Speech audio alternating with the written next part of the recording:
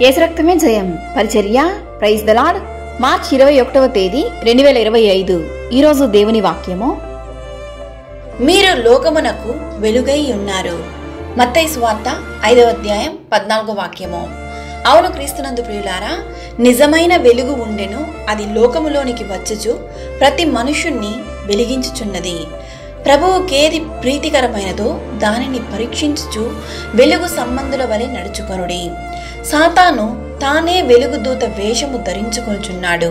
కావున చీకటి అను పాపములో పడక క్రీస్తును వెంబడించుము.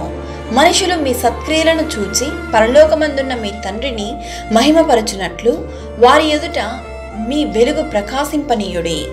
నీలోనున్న వెలుగు చీకటి అయి ఉండకుండా చూచుకొనుము. ఆయన మనకు వెలుగును అనుగ్రహించి ఉన్నాడు. నీతిమంతుల వెలుగు తేజరిల్లును, భక్తిహీనుల దీపము ఆరిపోవును.